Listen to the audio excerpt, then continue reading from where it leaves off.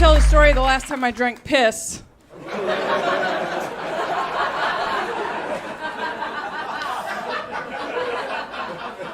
Stop me if you've heard this one.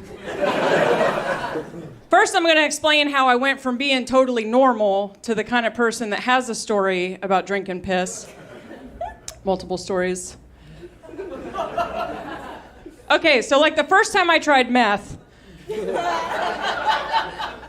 I was 22. I was at a gig in Montana, when in Rome. And I tried it on accident. I would never purposely try meth. I'm not a scumbag. I thought it was Coke. And I thought it was Coke because the guy that gave it to me told me it was Coke. And what kind of world are we living in if you can't trust a stranger giving you drugs? So I do the line, and the back of my head catches on fire. And I'm like, did you just slip me meth? Who slips people? So I yelled at him. I was like, I don't even think you roofie right, idiot. Supposed to roofie girls so you can fuck them, not so they can help you take apart your microwave.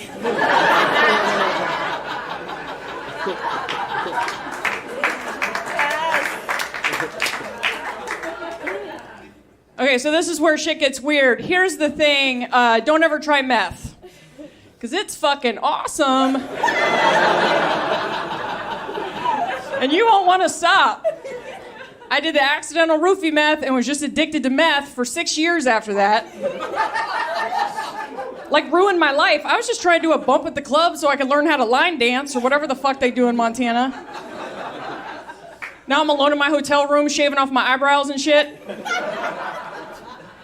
I get back home to Portland, Oregon. I quit doing comedy so I could pursue meth full time.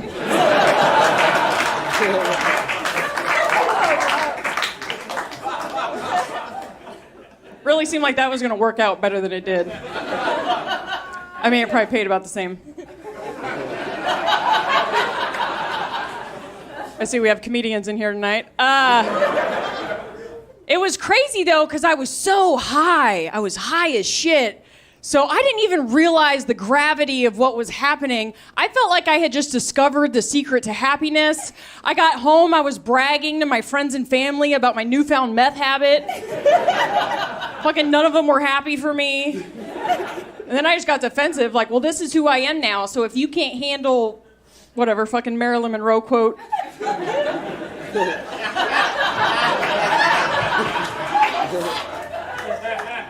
You can't take me at my methiest. You don't deserve me when my trailer blows up.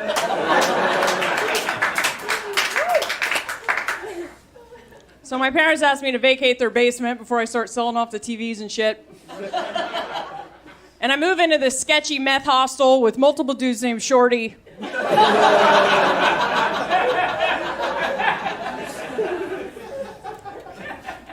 And I just go completely off the rails. Here's the thing, though. When you're high on meth, you can justify any kind of behavior. You can rationalize, like everything just makes sense. I think it's because your mind is so open. Like if you watch a video on the internet of somebody vacuuming their front yard on meth, you're like, that is crazy. That's because you're only using 6% of your brain.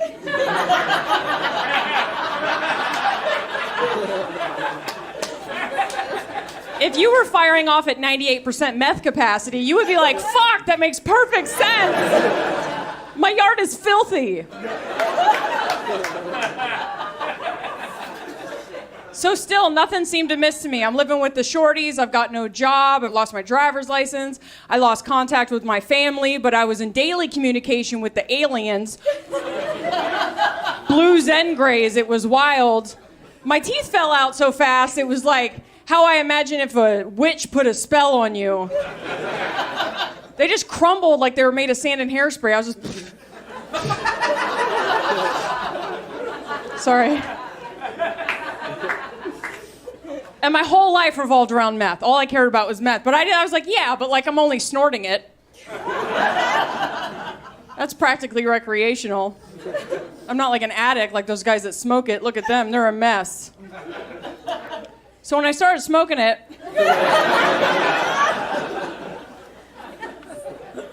That was a social decision. I knew I was like, I'm going to be here for a while, and I want to integrate into my meth community. You know what I mean? I want to like kind of plug in, and it was a social thing for them. They would sit around and smoke meth and talk about where they were going to steal mail that day. It was like joining the Tweakers Elks Lodge, you know? So I was like, and by that point, I've been doing it long enough to know that as long as I don't shoot up, I'll be fine, right? So when I started shooting up, that was a financial decision. Because you have to smoke that shit all day. It is not cost effective at all. You can shoot up once in the morning, you're good for the rest of the day. It's probably the most fiscally responsible decision I've made as an adult, if I'm being honest. But I have super small veins, so I had to shoot up in my neck. Yeah, sorry, I'm trying to ease you guys in here. It gets way the fuck worse.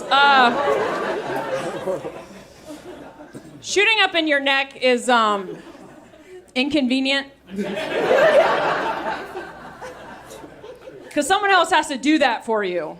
And the kind of people that possess the skill set to hit you in your jugular, not the kind of people that are fun to do meth with. I was into like making necklaces and collage art and shit. They were into like home invasions and snuff porn.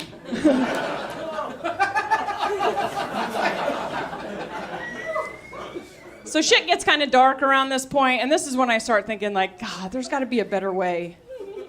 Not like get sober or anything fucking stupid, just like a better way to do meth. So I was Googling it. Not enough information on the subject, but I came across this article, and it was like Time magazine or something. It was talking about the meth epidemic, and the reason that so many people were switching from cocaine to meth. Apparently, some people had done this on purpose. And according to the article, the reason is because the meth high lasts so long. And according to the article, that's because your body can metabolize coke, but your body has no idea. You do a line and then it breaks it down, and you're only high until it starts breaking it down. But your body has no idea what to do with meth. That's why you're high so long, because it goes in meth and comes out meth, and you get to stay high that whole time. So I don't really know what the fuck the article was trying to say, but what I heard it saying was that we were pissing out thousands of dollars of liquid gold.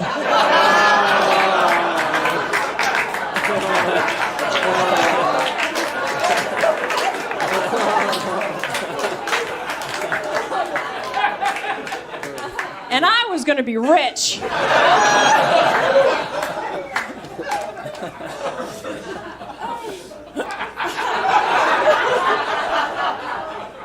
So I originally set out to find the formula for extracting meth from tweaker piss. And as I'm collecting buckets of my friend's urine, once again, there are no red flags going off.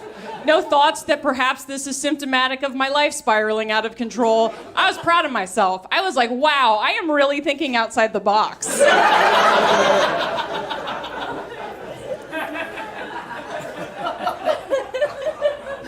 This must be what Steve Jobs feels like. So after about 10 days of trying to do science, I was like, chemistry's hard. I'm just going to drink it from the tap.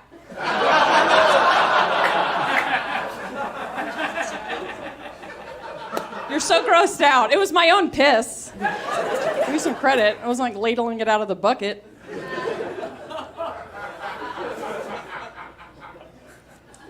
So the first time I drank meth piss, I got so high that I went to the place in the Matrix where like they plug their heads in and nobody wears makeup. But I went to the real one, and I met my higher self.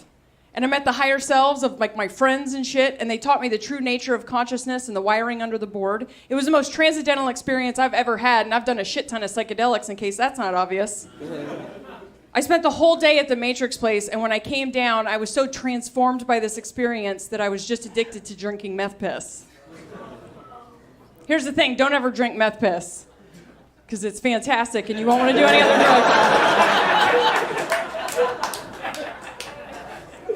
I did quit shooting up that day, though, because there was, like, no point, right? I started eating meth with a spoon out of the bag, because doing actual meth just became a technicality to manufacturing meth piss.